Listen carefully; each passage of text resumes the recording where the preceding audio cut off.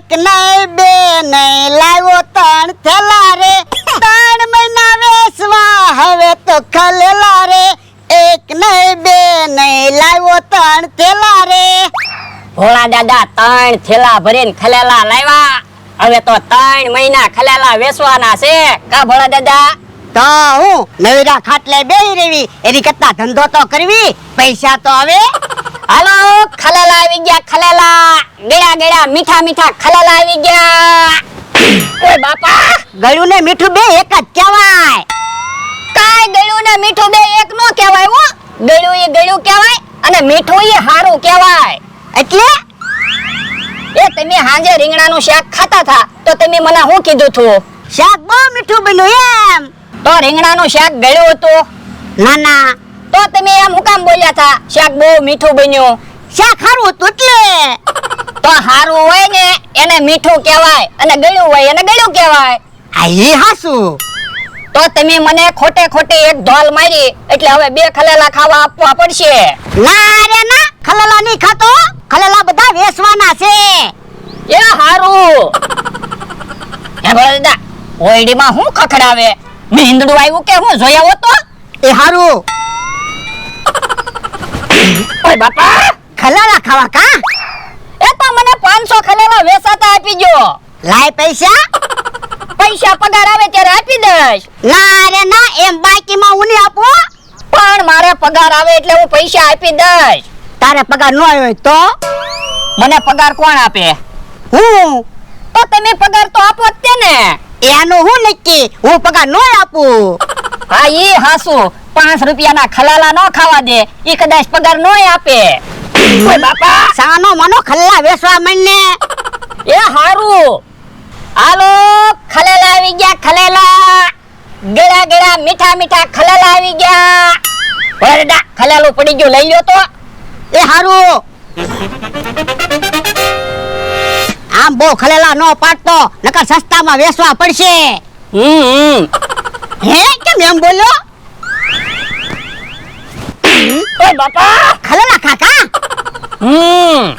ના પાડી તોય ખલેલા ખાય પણ હું તો જોતો થો ખલેલા મીઠા છે કે ગળ્યા છે હવે ખલેલું નો ખાતો લ્યો બોલો ખલેલા સાહેબ તોય ખબર પડી જાય અને ખલેલું ગળવું તો કેમ હું તો શું કહું ભોળા દાદા ખલેલા વેચવા નહોતા લાવવાના ગુલાબ જાંબુ વેચવા લાવવાના હતા કેમ એ ગુલાબ જાંબુ જલ્દી ખવાય તો જાય તો તું બધા ગુલાબ જાંબુ ગળી જા એ હારું તો ખલેલા વેચવી હે આમ બકુડો આવે છે એ એટલા બધા ખલેલા ખાવા લાવ્યા ખાવા નથી લાવ્યા વેચવા લાવ્યા ઈ તો તમે વેચવા લાવ્યા અમારા માટે તો ખાવા જ લાવ્યા ને આ લાય પૈસા અને ખા શું છે ખલેલાનો ભાવ 100 રૂપિયાના કિલો 500 ખલેલા આપી જો જીરું વેચાય ને એટલે પૈસા આપી દઈશ પણ તમારે ક્યાં જમીન છે કે જીરું વાવ્યું હોય એમાં એવું છે થોડાક દિવસમાં હું જમીન રાખવાનો છું અને જીરું વાવવાનો છું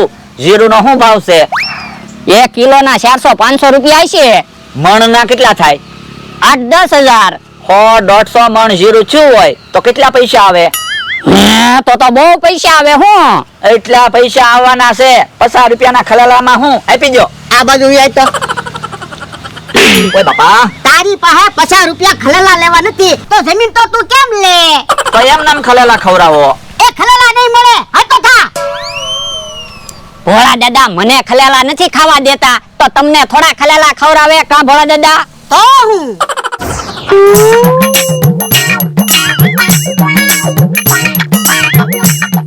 હે આ શું કરો ખારસીન ખાવ પણ આમ તો કેમ ખર્ચીને ખાવ ઉભા રહ્યો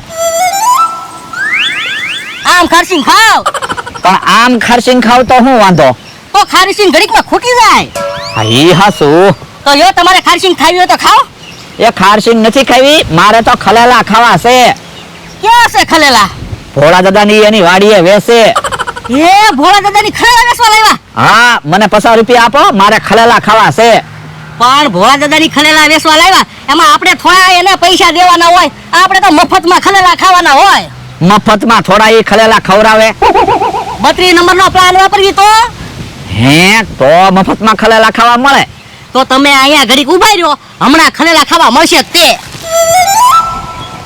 હવે ખલેલા ખાવા મળશે. હે હજી કોઈ કેમ ખલેલા લેવાનું આવ્યું? પણ બધાને ખબર પડશે એમ આવશે. ઈ આ મમરાભાઈ આવે. હે આ બધું શું છે? એ ખલેલા વેચવાનું ચાલુ કર્યું ને. પણ તમે અહીંયા ખલેલા વેચો તો કેમ બધાને ખબર પડશે? અહીંયા કોણ ખલેલા લેવા આવશે? હા એ હાસુ. હાલો ભોળા દાદા ખલેલા વેચવા ગામમાં વયા જાવી. અલ્યા એમ નથી કહેતો, તમે વસ્તુ વેચો છો તો જાહેરાત તો કરવી પડે ને. હા એ હાસુ. ભોળા દાદા એક બોર્ડ બનાવીને રસ્તા ઉપર મૂકી આવું, એમાં લખી નાખ્યું ભોળા દાદાની વાડીએ ખલેલા મળશે. હા અલ્યા સાલું ગાડીએ કોઈ પાસે વાંચવાનો ટાઈમ ન હોય. તો હું કરશું? એક કામ કરો, થોડા ખલેલા રસ્તા ઉપર ટીંગાડો, ખલેલાનું તોરણ બનાવીને રસ્તા ઉપર બાંધી દો, એટલે બધાને ખબર પડશે તમે ખલેલા વેચો ને ઈ. એ હાસુ. તો લ્યો હું ખલેલાનું તોરણ બનાવીને રસ્તા ઉપર બાંધી દઉં. એ હારું. કેમ પણ ભોળા દાદા મેં કેવો પ્લાન આપ્યો, હમણાં તમે જોજો બધા ખલેલા વેચાઈ જાહે. તો હારું જ તે ને.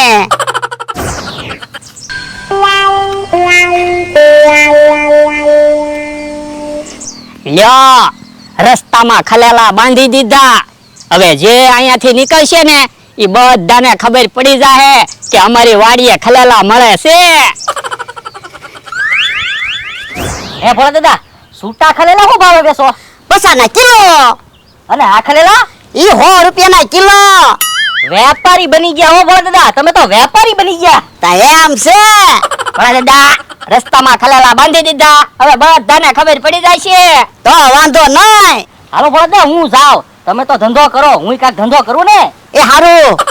લ્યો બોલો મમરાભાઈએ ખલેલા આજ ન લીધા પણ આપણને ફાયદો કરાવતા ગયા. કેમ? તો એને રસ્તામાં ખલેલા બાંધવાનું કીધું ને, નકર આપણને ક્યાં એવો પ્લાન ખબર હતી. હા ખલેલા એમ મીઠા છે હું. હે મમરાભાઈ આવ્યા. હા લો ને જલ્દી, હા લો ને 4-5 ખલેલા તો હું ખાઈ ગયો. કેમ પણ ખલેલા આવી ગયા ને? તો હું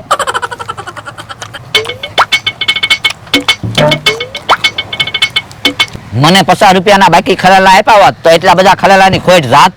એમ ક્યાં કઈ વસ્તુ ઈ આપણને ખવડાવે, આપણે એને છેતરવા જ પડે. તો હું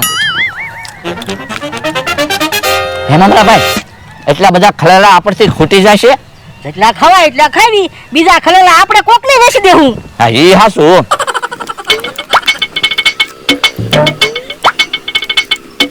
ખલેલા બહુ મીઠા છે હું. હે ભોળા દાદા હવે 1-2 ખલેલા ખાવ. ના રે ના, હજી બોણી નથી થઈ. તો કોક ખલેલા લેવા આવે પછી તો ખાવા દેશો ને. હવે હાથ પાડને. એ હારું. હાલો ખલેલા આવી ગયા, ખલેલા ગળ્યા ગળ્યા મીઠા મીઠા ખલેલા આવી ગયા. હે તીકમ હું લાવ્યો?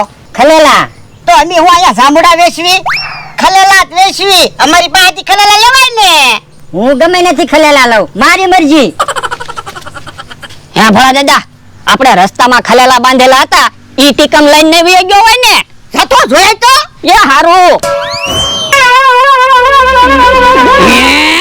અહીંયા તો ખલેલા નથી, ખાલી દોરી જ છે.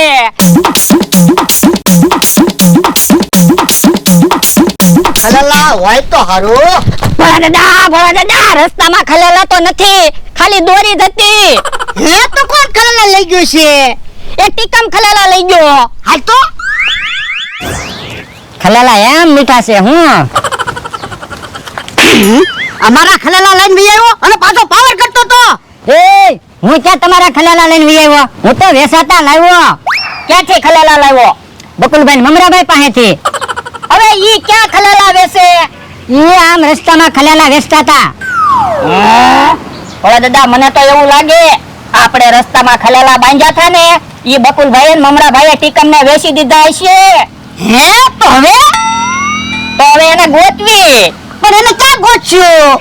તો એક કામ કરવી, રસ્તામાં પાછા ખલેલા બાંધવી અને આપણે હંતાઈને બેહવી, ઈવડે ખલેલા લેવા પાછા આવશે જ તે. ઈ હાસુ હાલ. હમણાં ઈવડે ખલેલા લેવા આવશે જ તે.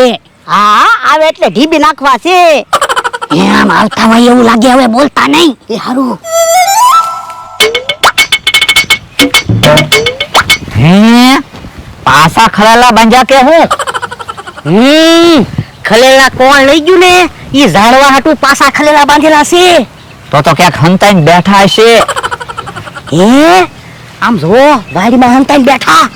તો વાત ફેરવી નાખજો. એ હારું હે ખલેલા હામું જોવે છે.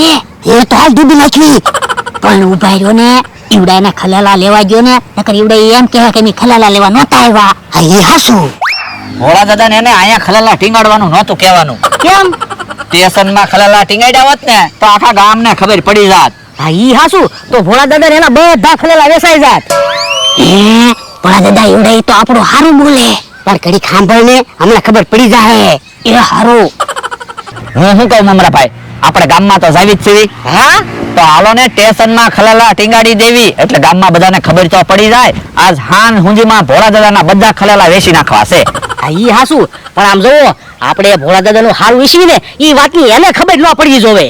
પણ ભોળા દાદાને કેમ ખબર પડે? આપણને બેને ખબર છે, કઈ વાયડીને થોડા કાન હોય. હા ઈ હાસુ.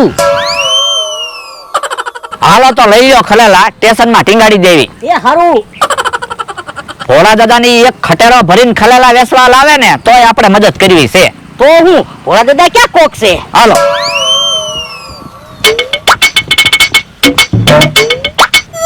લે બોલ, હમણાં મોટી ભૂલ થઈ જાત. કેમ? તો ઈ તો આપણું હારું બોલતા તા. પણ મને એક વાત નથી સમજાતી. હું ગામ કઈ બાજુ આવ્યું? આમ તો ઈવડા ઈ તો ખલેલા લઈને આમ ગયા.